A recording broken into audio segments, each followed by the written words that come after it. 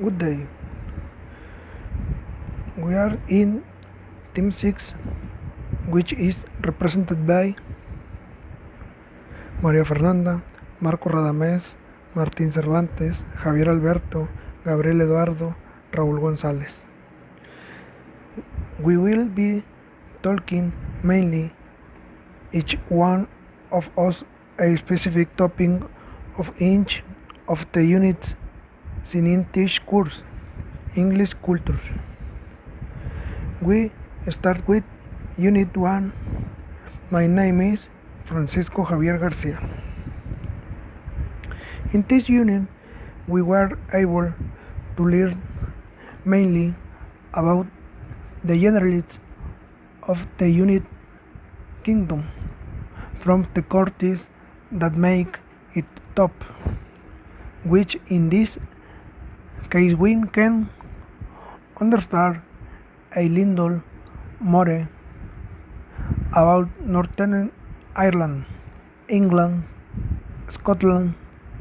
Well, it's regarding the dimensions of the geography of these countries. Now, the respect to main musicians, the main characteristics that represented them mainly to the country of England, which is the largest among these countries. Later, we started talking about the cultures that came to the United Kingdom in ancient times.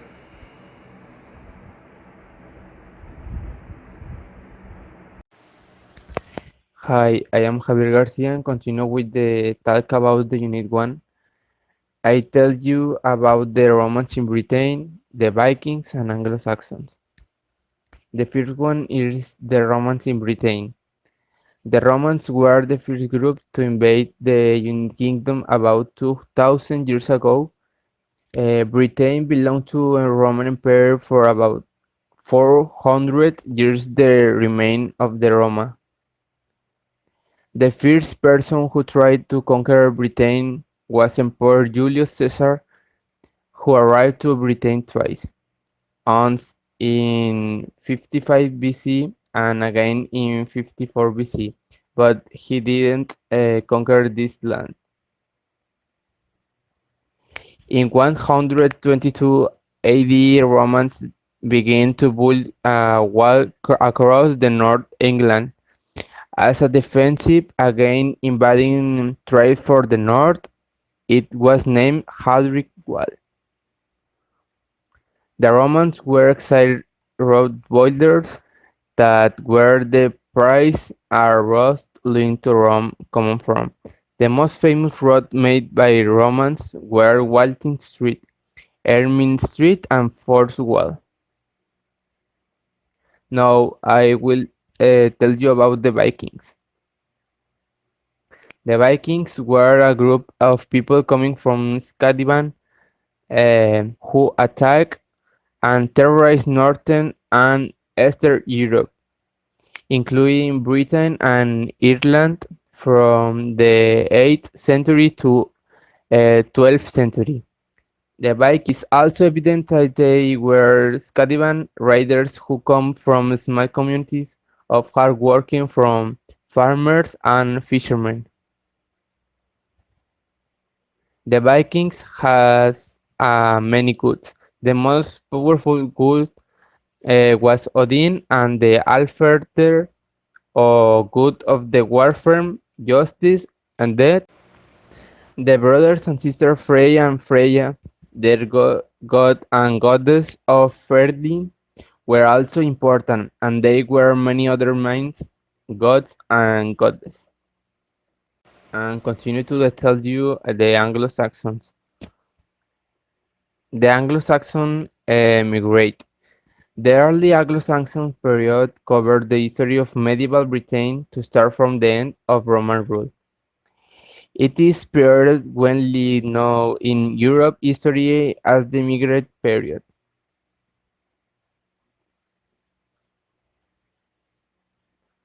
The Anglo-Saxons were the culture group who inhabited England.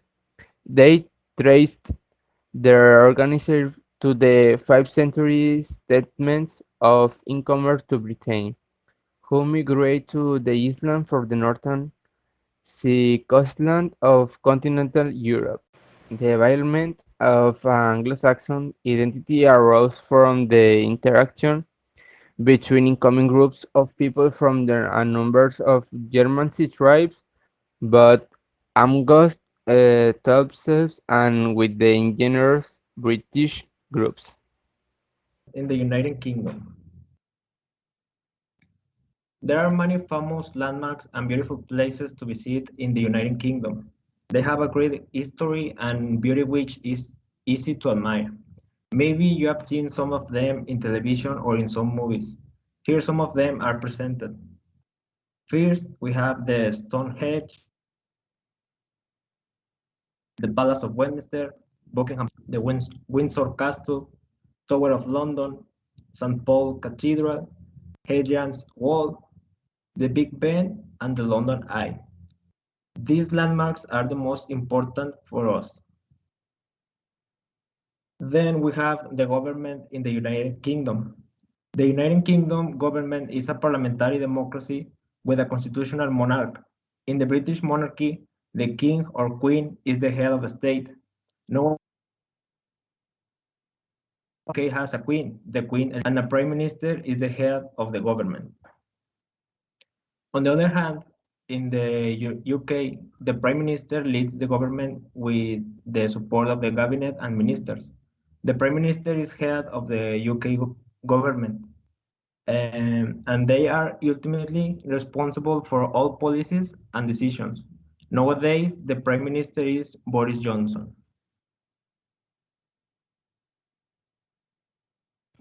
Hi, my name is Marcos, and I'm going to talk about the of Unit 2.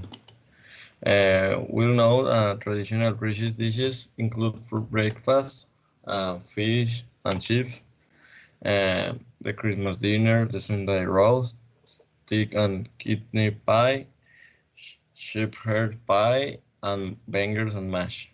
People in Britain, however, eat a wide variety of foods based on the cuisines of Europe, India, and other parts of the world. British, British cuisine has many regional varieties within the broader categories of English, Scottish, and Welsh cuisine and Northern Irish cuisine. And each has developed its own regional or local dishes, many of which are geographically indicated foods such as Cornish pasties, the Yorkshire pudding, Cumberland sausage, are broad, smoky, and Welsh cakes. A traditional UK Christmas menu consists of stuffed roast turkey accompanied by pigs in blankets. It is a kind of sausage. Uh, Gravy is a sausage made with the natural juices of the turkey while it's baked. Cranberry sausage, roast potatoes, Brussels sprouts, and other vegetables. Um, Elizabeth II of the United Kingdom is the current British monarch and therefore sovereign of 16 independent states constituted in kingdom. She is the main political figure of the 54 member countries on the Commonwealth of Nations, in her specific role as a monarch of the United Kingdom. She is also the Supreme Governor of the Church of England, and their political role spans with areas, has significant constitutional functions, and acts as the function of British national unity, and as the representative of their nation to the world. Alenya, and I'm going to be talking about Unit 3, the education system in the UK. We're going to start by saying that according to the Education Act of 1944, all children have a right to free education in school, and it is compulsory between ages of 5 and 16. This means that going to school is an obligation for all children.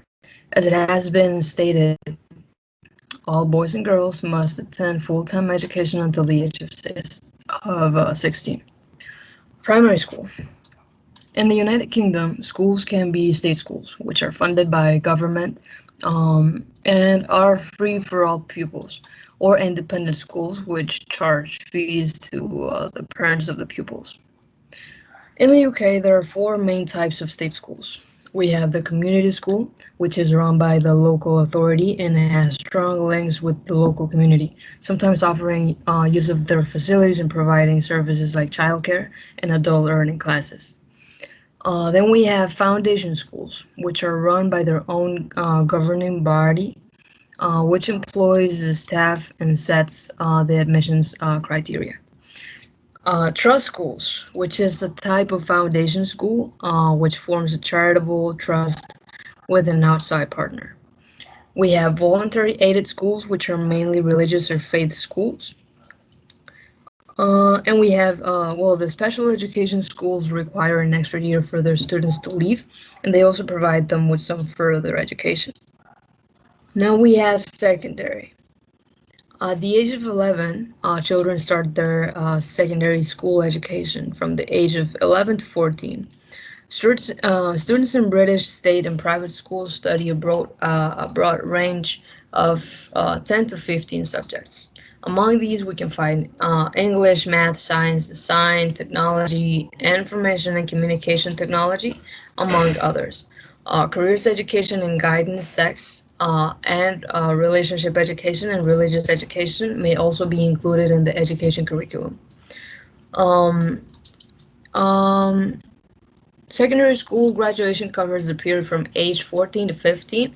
After this 2-year period, students take the GCSE, which is General Certificate of Secondary Education State examinations.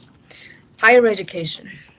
At the age of 16, following 2 years of study, students may take the advanced level examinations required for a university entrance in the UK.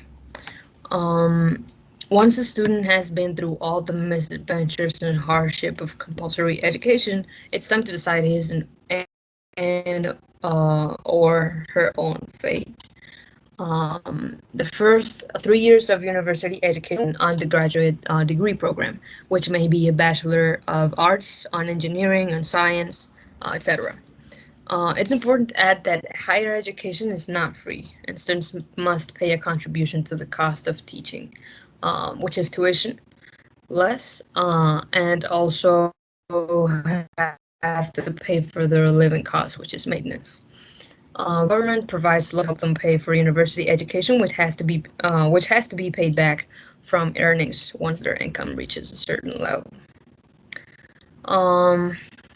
The most important universities in the United Kingdom include the University of Oxford, which is considered the oldest university in the English-speaking world, and Cambridge, the second oldest university in the UK, and one of the oldest in the world. We have a lot of differences within our educational system, but ours is not that apart from theirs. We also have expensive universities. We also have religious schools. Um, I think we're all trying to get to the same goal, which is to be adults with college education. Now, talking about science and technology, over time we have been inventing and discovering new things. In this section, I will mention three important British discoveries and inventions. One of the most famous is the theory of evolution and natural selection by Charles Darwin. The theory of evolution and natural selection, first formulated in Darwin's book On the Origin of Species in 1859, is the process by which organisms change over time. This as a result of changes heritable, physical, or behavioral traits. Change that allow an organism to better adapt to its environment will help it to survive, and these abilities may have been passed down to its next generations. Now, another discovery was made by Joseph James Thomson, the discoverer of the electron. The British physicist J. Thomson proved that atoms were not the most basic form of matter. Electrons bond individual atoms together. Without this, atoms matter will not be able to interact in the many reactions and forms we see every day. Electrons are also important to electricity. The understanding of the electron has allowed for a better understanding of some of the most important forces in our universe, such as the electromagnetic force. And finally, the discovery of penicillin by Alexander Fleming. In 1928, Fleming was a Scottish scientist who became well known for discovering penicillin, the first antibiotic that successfully killed bacteria and cured infections. Nowadays, penicillin is one of the most active antibiotic uses by a doctor when combating infection in patients. Thanks to Fleming's accidents, many people can get healed from illness that was not possible to be done in the past and live for a longer time. These were three major British discoveries which mark great importance for humanity. Thank you. Now we are going to talk about the Unit 5, which tells us about music, movies, and television in the United Kingdom.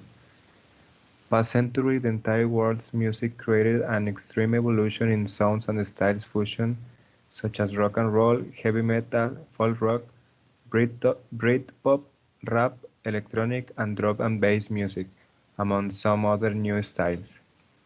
The rock and roll in Britain at that time started as a liberation from pre-war austerity.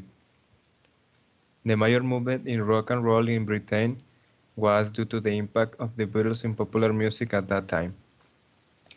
The principal rock bands at that time was the Beatles, the Rolling Stones, Queen, and Elton John. And we also have the Britpop, which started in early 1980s and lasted until late 1990s, with the rise of several bands such as U2, Oasis, Blur, and the Cranberries. The movies in the UK. The British film industry is one of the most respected in the world, and one way to measure their success is just to see the number of films produced every year. One example of the successful of the British film industry is to see movies like James Bond, 007, and Harry Potter. Many British actors have achieved international fame and critical success, including Julie Andrews and Charlie Chaplin. Television. In the UK, there are some broadcasting corporations like BBC, Independent Television (ITV), British Sky Broadcasting, BSK Sky B, and the UK TV.